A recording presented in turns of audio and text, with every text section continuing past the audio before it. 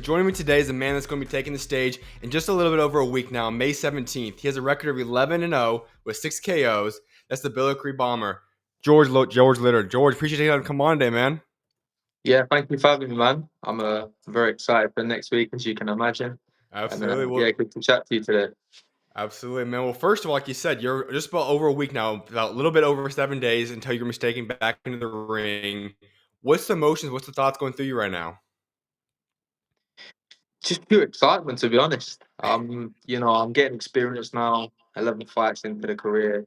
Um, hmm and, we're pushing on fight after fight. I feel like I'm, up in the levels in opponent. And I can't wait for next week, standout performance. And it's going to put me on some big things at the end of the year. Well, I want to ask you something before we get into this upcoming fight, and that's your nickname, the Billiard Bomber. You gotta take us to the nickname behind that. How did that come to be? How'd you get that nickname? So Billericay is my hometown, hmm and it just kind of stuck, when I first started, as a pro at Tony's gym. He used to always call me. He used to say like the Billericay Bulldozer, Billericay Bomb, and there was a few floating about, and then a Okay. few of my mates started calling me the Billericay Bomber, and I started knocking a few out, and it's just kind of stuck since. I've got, a lot of people that I spar, they're always like, you got such hard hands, you punch very hard, so. The Okay. Billericay Bomber just kind of stuck. Absolutely. Well, let's get into this fight because, as I said, you've been pretty active overall the past year or so, and now you go up against a guy 19-1, Aaron Sutton. Walk us through your opponent so far, from what you've broken down, your knowledge of him. What's your thoughts on your opponent? Look, there's not too much out there on him, Okay. like video analysis wise. Sure. I've checked out the record, checked out a few of the opponents, but for me, it's about being the best version of me on fight night. Mhm. As you can see with many fights, people turn up, their style change. A few of my fights already, I've been expecting one type of fight, and they've come a completely different style. So I Sure. think the best way to be is adaptable, and make sure that the best George Liddard is there next Saturday night, and then whatever comes at me, I'm ready for. But look, he's 19 wins, one loss. To Mhm. have a record like that, you got to be half decent, right? So Yeah. yeah, it's up to me to put in a good performance and get the job done in style. With you being now a week out, what's your prediction for the fight? How do you see it going down? Look, I don't like to do too many predictions, things like that. I Sure. just let it kind of play out. It's going to play out, but Mhm. I've trained very hard. I've left no stone unturned. I've pushed my body to the max. Week in, Okay. week out. So I'm expecting a very dominant performance. And look, if it happens inside the distance, which when I come to fight, that's no shock to anyone, as we've seen Mhm. from a few of my finishes. I Yeah. do carry good power in both hands. But I don't go looking for it. If it comes, it comes, and you'll see next Saturday night. You know, I'm confident that we can get the job done inside the distance, but we'll see. So when you talk about what you would like people to think about afterwards, when you say, okay, George Liddard, hopefully he's 12-0 moving in after that fight, what's the statement you want to make on Saturday? What's the statement that you want people to take away from that saying, okay, George Liddard is this?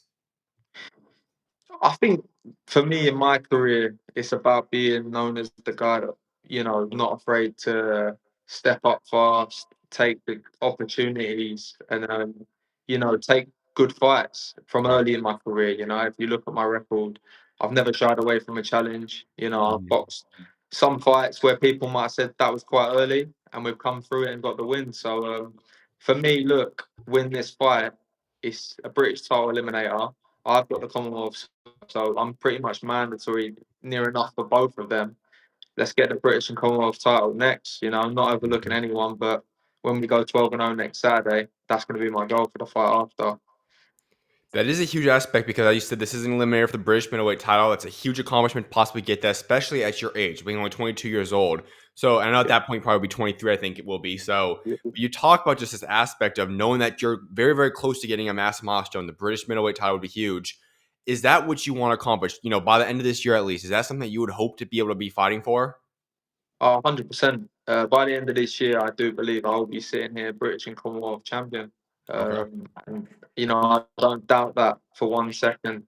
So now it's just my turn to obviously prove it next Mhm. Saturday night, put on a good performance, and get myself into the position where, those are the fights that everyone's saying that's what he needs next.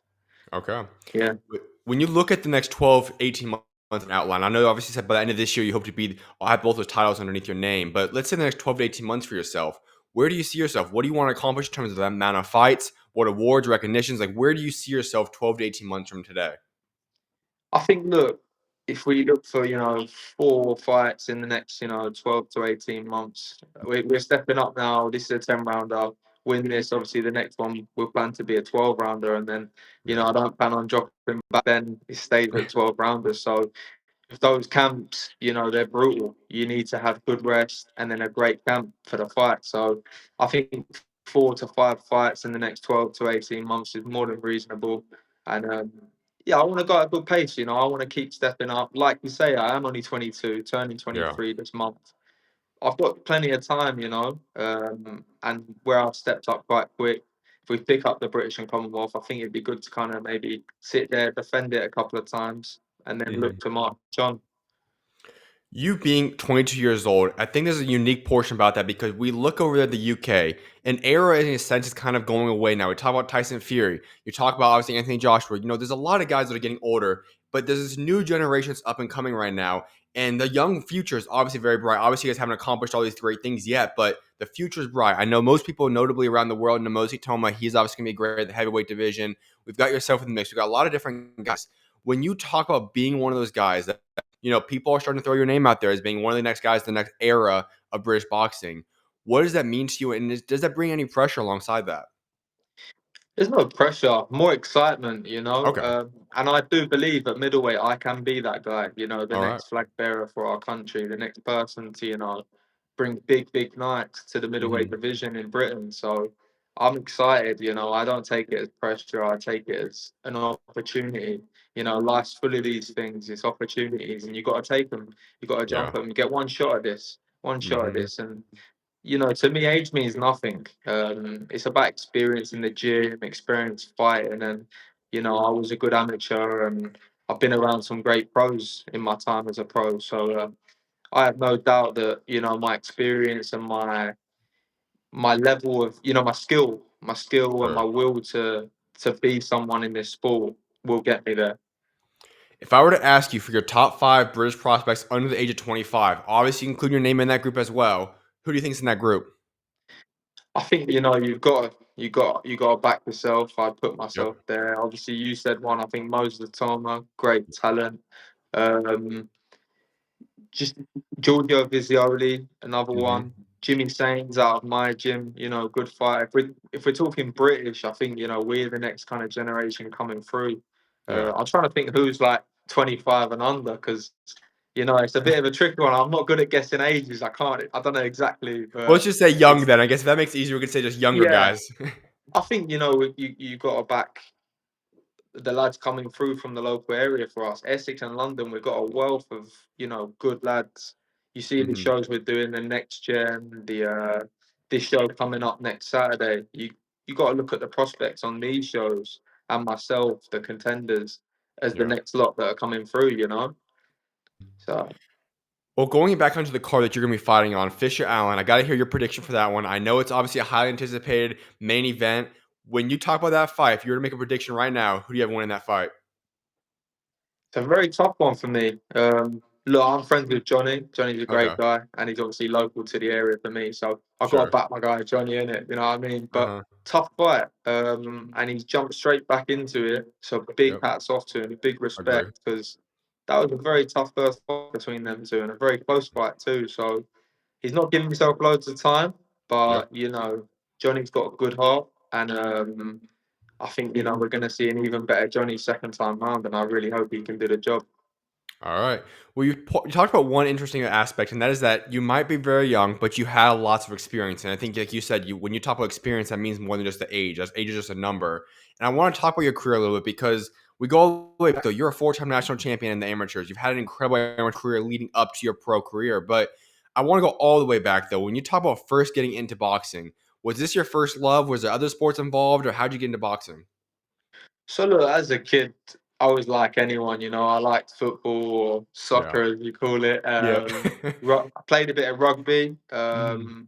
and I actually did a bit of karate for some time too. Okay. But I kind of fell out of love with that because there was no kind of contact as such. And then my dad's, been a boxing fan all his life, boxed when he Okay. was young, not professionally or anything, but like just loved boxing. So when I fell into that kind of sport, it was almost like destiny in a way. Mm, He got behind me. I could tell there was a different love and a different support from him with the boxing than other sports, because sure. it was a sport he loved so much. And yeah, like I said, I started when I was only very young.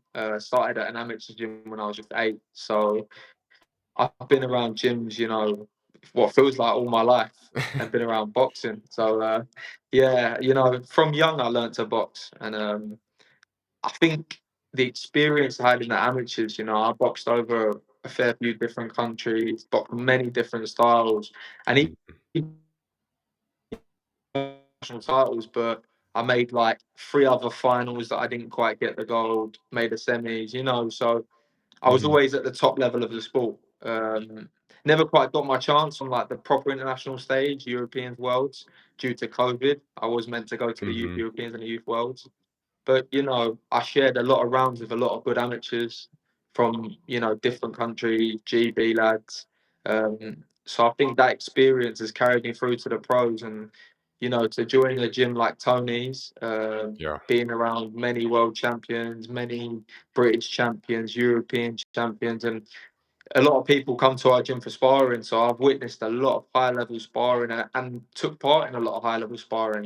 John Ryder, Yeah. been in with Canelo, Munguia, great wins, who he like in his career as well. He had Mhm. Spider Richards, world level light heavyweight, lost in a Yep. close fight to Bivol. You look at people like that, and I'm sharing the ring, getting experience from them. So Mhm. definitely helped me mature. What I thought at a young age. At what point in your life did you start to realize that this wasn't just a something that you love doing, but this is something that you can be very successful in? Was that pretty early on, or when did that really start clicking for you? For me, like when I was young, I was like, I loved the sport and I trained all the time, but I fell a bit in and out of love with it at times. I think where I did Mhm. it from such a young age, it's like anything, when you go, go, go, no stop, you get to a Fair. point where it's like, I need a break. And I had that. But I think it was probably about 15, 16. I started winning back to back national titles. I think the confidence just went to a new level, and it was like, hang on, I could actually do something here. I could Alright. actually, be a professional boxer in the future. And I think when I got picked for it all kind of hit a brick wall again when COVID came, because I was meant Mhm. to go to the Europeans, end up sat at home watching them go ahead to take a team. So that for me, it was a real, brick wall as such with motivation, and I fell out of love with it for a little bit. And then, Mhm. I thought I got to like 18, and I was like, what am I going to do in my life? What do I want? And I want to be someone great. Mm. And that was around that time as well that I found my faith. I found my relationship with Jesus, and Love that. from there, I dedicated my life to that and to boxing. And listen, it's never a perfect straight road. You hit bumps and you lose your faith and things like that at times. But I can confidently say now that without those two things, my life would be very different. So I can't actually imagine life without it.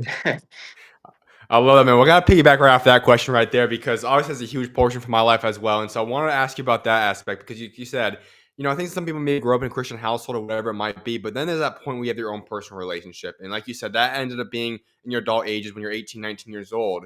How much has that changed your life now that you've discovered and really grown that relationship with him? Well, I never really grew up in like a Christian household. Like my mum Okay. was baptized when she was a child, Sure. but it wasn't really talked about, in our house. But I kind of found it myself, I guess, when Okay. I was going through a relatively rough time, like I say, in lockdown, hit some Hmm. real, mental battles and things like that. And I can't really say the exact moment that it kind of clicked, but I Sure. just remember kind of praying to something as such, and I didn't Sure. really know have a relationship with Jesus or God at the time. So when I was praying to something, I was like, "Please help me, help me stop having these mental battles, just help me, feel Yeah. okay again." And I kind of stumbled across a couple videos. I think it was like TikTok at the time, something like that. Mhm. I stumbled across a couple videos about it, and I was like, wow, this, this I believe in this. I really believe Mhm. this could change my life. And from then on, I found myself, praying in tough times. But then it was also starting to give thanks. I was like, wow, thank you, God, thank you for doing Mm. this. And my life just changed from there. It felt like everything almost got easier, your Yeah. bad times and the good times, because it was like, hang on, this is all happening for a reason. This was planned for Mm. me. You know, I didn't look at everything so negative anymore. It was almost like everything happens for a reason. And yeah, I guess I had some good people around me when I turned pro. My mindset coach, Greg Meehan, he kind of like introduced me into going to church, because I was praying at that time and I was Okay. like, I believed, but Mhm. I didn't go to church, things like that. And then, I started attending and I was like, wow, I just feel a lot better. I'd go on Mm. Sunday morning and it'd feel like a good way to start my next week. I felt Yeah. like I had structure. So definitely helped me in my life for sure. It's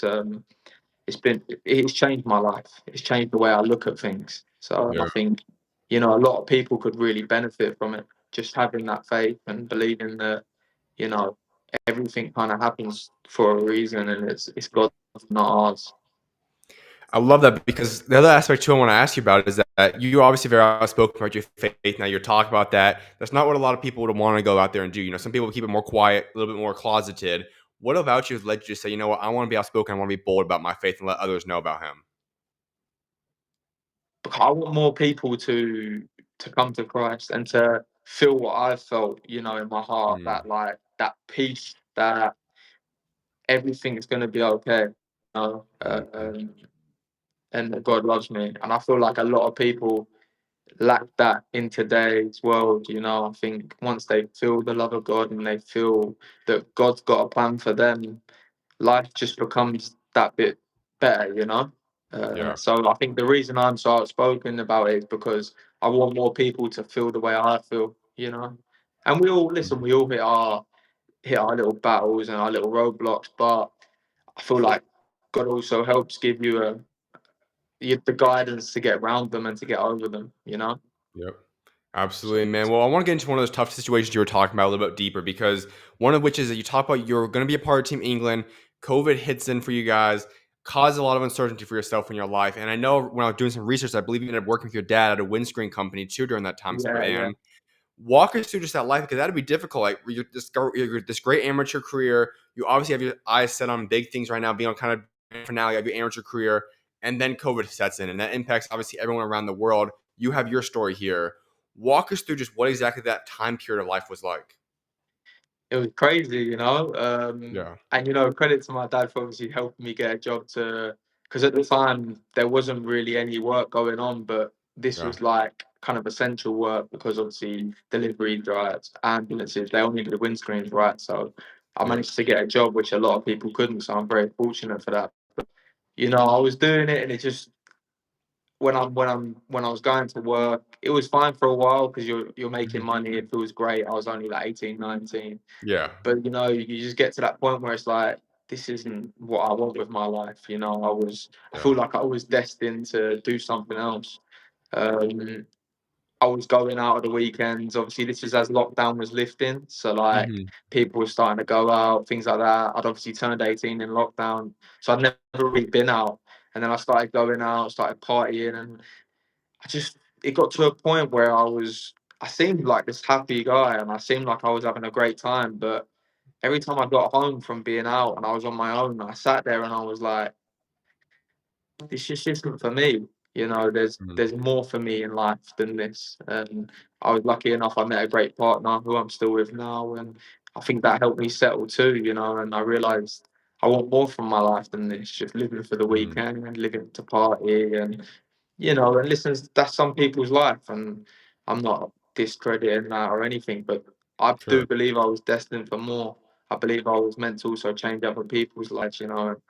That's all I want to do, give my family the best life they can, my partner, and I want to help guide, some of the younger people through. Like, if I can do it, why can't they? You know, Mm, if I go win a world title, people will see that and be like, wow, he really did what he set out to do. You know, I'm not from a big town. I'm not from a big mhm, town. So people are watching, and I'd love to inspire the next generation to, take that risk, take that opportunity, and don't be afraid. yeah.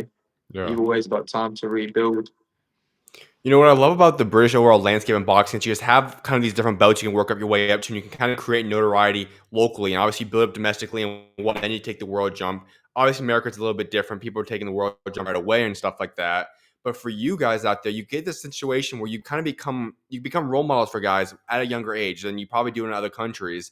And that's be unique because you're already having the Commonwealth silver middleweight title holder. You've accomplished a lot already at your age, knowing that you already have this platform, you have this where so many kids are already looking up to you. What does that mean to you?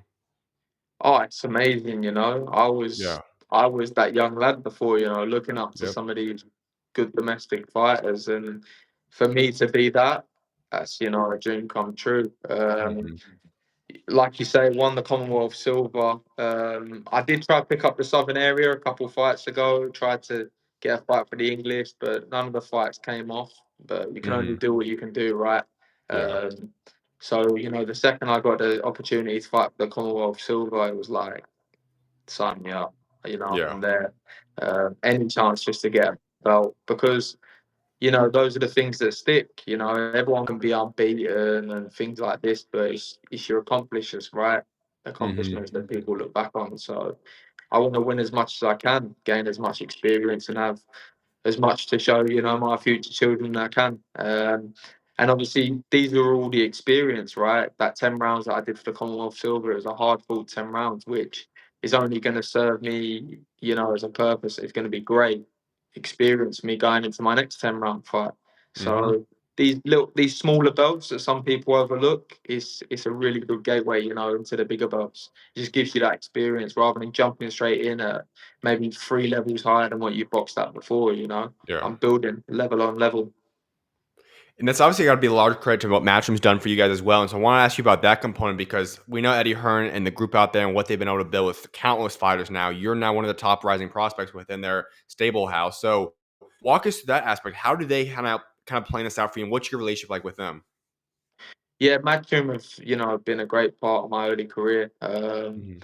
I've got a chance to box on some amazing shows, great experience. I boxed on an AJ card, I've boxed in Vegas, which Yep. was one hell of an experience. So yeah, I've been very fortunate to box on the big stages from so early on in my career, which I know some people aren't as fortunate to have. So that's what I talk about when I talk about experience, and Mhm. hats off to them and my team for, give me those experiences and helping build me as a fighter, because there's all different components to this game. Fighting is just one part of it. Dealing Yeah. with the media, dealing with the press conferences, the public workouts, the public weigh-ins. It can be daunting for some fighters, but luckily, where I've had the experience of that from so early in my career, at just 20 years old, made my debut at Wembley Arena, which is like, holds about 12,000, and it was on Mhm. the card. So I've been very fortunate, and that's the experience that I say now. Like headlining the last show, it didn't really phase me, because Mhm. I'm used to those lights and I thrive off of them, if anything. So yeah, credit to Matchroom, and we just signed a new contract with them, Yep. multi-fight deal, so they're going to be promoting my next few fights. And I'd love to work with them going forward. There, I think they've done good things for me. I was going to actually ask you about that. First of all, congratulations on like contract fight extension there, first of all. But adding on to that, I'm sure you've had discussions with them and you kind of gave outline plans for what you want to accomplish going forward. What do they have in store for you? When you talk to Eddie Hearn, you talk to different people that you're dealing with out there. What do they have plans for you and how high are they, do you think, on you going forward now? Yeah, look, I think the plan is win this, and then Hmm. we look for the British and Commonwealth at the end of the year. Okay. I think their plan for me is to, pick up all the domestic titles, and then, like we say, I'm young, so I think you can build me into, the European, the other belts around, a couple of maybe international ranking belts, Sure. and then before we push on to the world level, because yeah, I've got so much time. It's like, Yeah. why not pick up as many belts as I can for one? And who knows how long I'm going to be a middleweight, Yeah. it may only be a couple more fights, it may be longer, but Mhm. like I say, 22, I've still probably got a bit more filling out to do in the next few Yeah. years. So the plan might change, as with anything, plans can change. But from what I see, Matchroom, seem to be heavily behind me, and they want to see me do good things. So I like the way that they're building my career, at this point in time. You said the key point there. You're at middleweight right now, but you're 22 years old. You could move up. Do you have any idea, like, if you were to say, when you're in your prime self, your peak self, 27, 20, 30 years old, those kind of ranges there, do you see yourself being more so in, at 168, 175? Is that kind of the range you're looking at? Where do you see yourself eventually kind of suiting it down and kind of making that your division?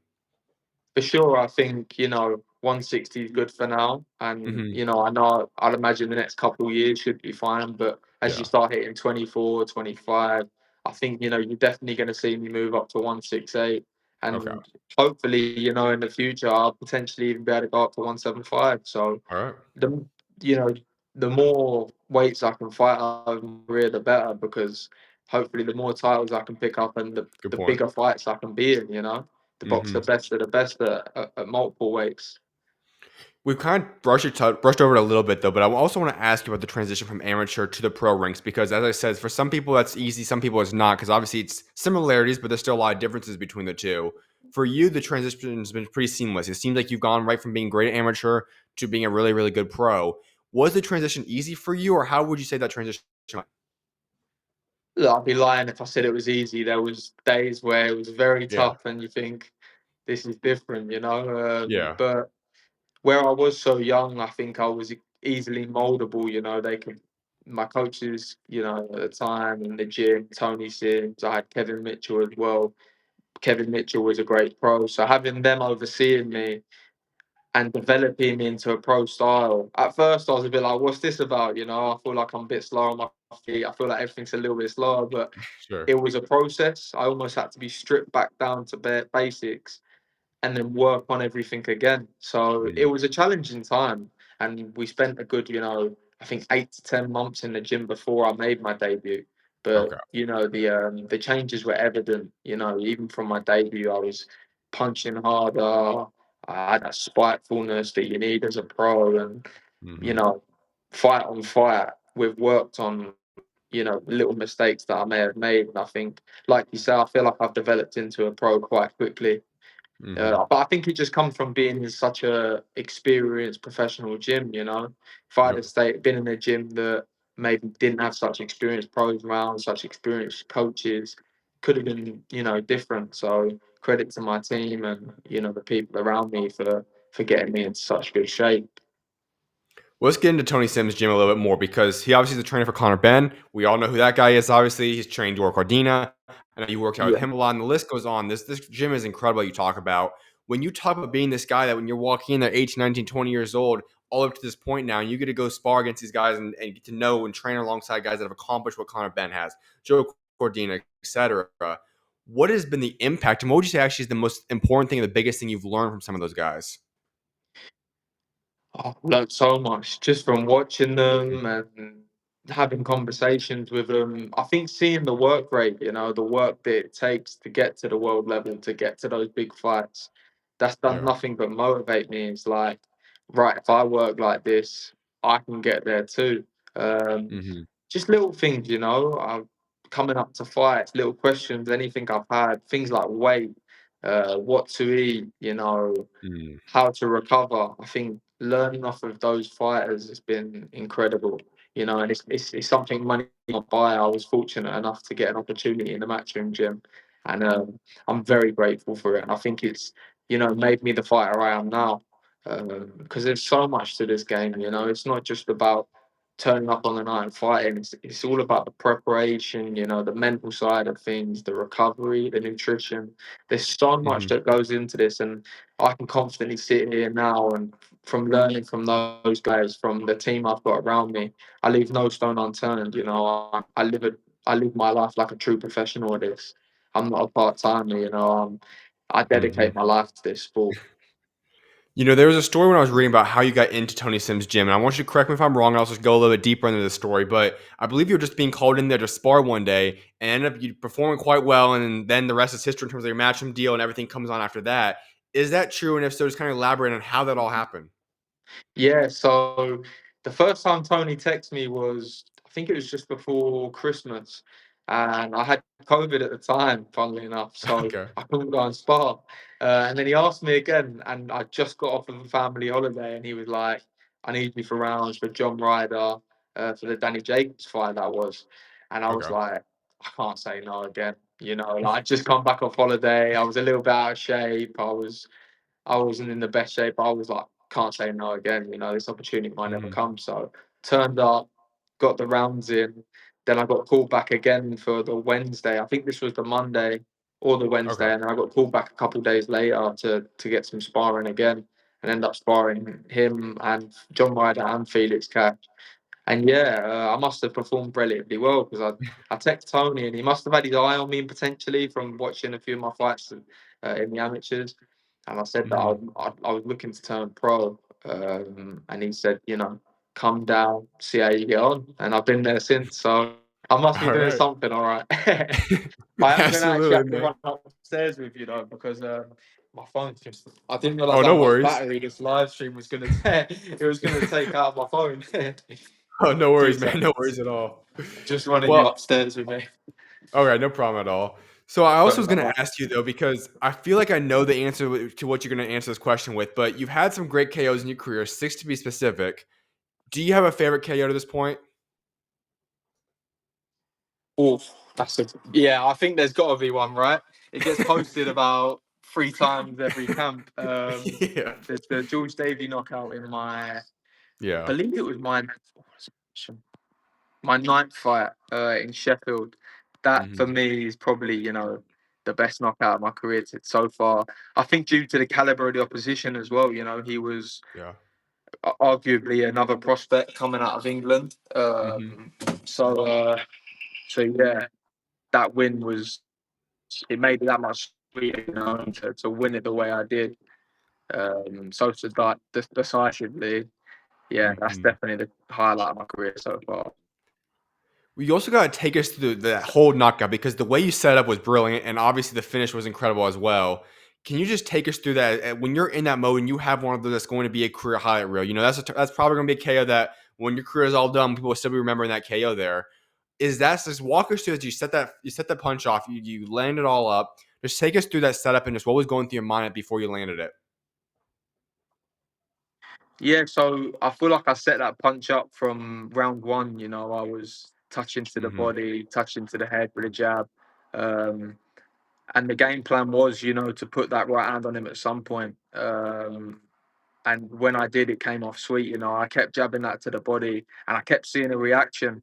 And Hmm. that round, it just so happened that as I jabbed to the body, I've seen him come to throw the right back, and I knew something was going to come back before I threw it, which is why I put my whole body through that right hand, and Yeah. when it landed, yeah, it landed sweet. So it wasn't just a lucky right hand; Yeah. there was some thought behind it. So. Uh-huh. Yeah, we've been drilling that shot, for most of the camp. Well, we've got a couple of things I want to wrap up before I wrap you up with you, George, and one of which is your most recent fight. You had a fight just a few months ago, and that fight, in my opinion, the scorecards were a little bit too close. In my opinion, I think they should have been a little bit I'm glad more you spread apart. agree with me. Yeah, I mean, it is what Yeah. it is. You got the win. That's all that matters at the end of the day. But when you just talk about that fight, it was a great performance, in my opinion, top to bottom. What do you feel like you learned and gained from that fight? I feel like I learned a lot from that fight. It was arguably probably the toughest fight of my career to date. I've Hmm. been in a couple other wars like that, but that was definitely, my first time doing the 10 rounds. I'd Yeah. never been past six before, so it was, a very good test, and I passed it.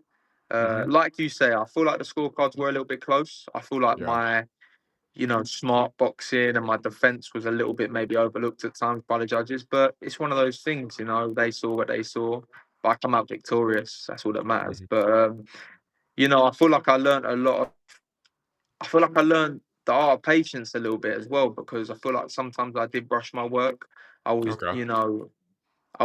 excited to throw as such rather than maybe setting up some of my work. But that was 6 weeks after I had my first scheduled 10 rounder. It only went around, but again, those back-to-back training camps. It's not the fights that take it out of you. It was the training camp. So, Mhm. I think going into that fight, was it the best for me? Potentially not. I think I Okay. had a couple of not injuries, but a few things, playing on my mind, and Sure. with little kind of niggles as such they call them. But yeah, no excuses. I won. That's all that matters. Yep. So, but yeah, definitely picked up on a few things that I could work on from that fight, which is always a positive. Do you feel that the version that we're gonna see of George Liddard in 1 week from now, May 17th, is this going to be the best version of yourself? 100%. Yeah, I've prepared, diligently for this fight. I've been locked in. I've pushed my body to the limit day in, day Mhm. out now for weeks. So, time I'm rested up, refueled, rehydrated up. I'm Alright. looking forward to it. I genuinely cannot wait. I can't wait to put on a masterclass, and show the domestic division I'm here to take over. Love it, man. Well, I got one final question for you, George. It's a question I like wrapping up every single interview with. Let's talk about your legacy. We've already talked about, we know you got a long boxing career ahead of you, but when that day does come, you put down the gloves. What is it you want everybody to remember George Liddard for, both what you did in the ring, outside the ring? What do you want your legacy to be? I want to be, the man that never shied away from a challenge, Hmm. take on all comers. Obviously, I'd be lying if I said I didn't want to be an undisputed world champion, Yeah. at least at one weight. All Um, right. but I want to be a flag bearer for Britain. I want to be known as one of the best to have done it out of Britain. And there's some big shoes to fill. We've had some great fighters over the years. But, Mhm. I do believe with the skill I have, and, the dedication to this game, I do believe I have what it takes, but it's up to me to prove it, and I will do. I will do all in due time. It's God's plan. Absolutely, man. Well, George, best luck coming five. Make sure to tune in May 17th on the Fisher Allen card to see George Liddard return. I appreciate you having come on in, man. Can't wait to see what God's got in store for you. Thank you, man. I appreciate it. God bless you. Absolutely, man. You're always welcome on. God bless you as well, George. Thank you. Thank you. All the best. Thanks for having me. Yep, no problem, man. Talk to you later. Talk to you later. Cheers.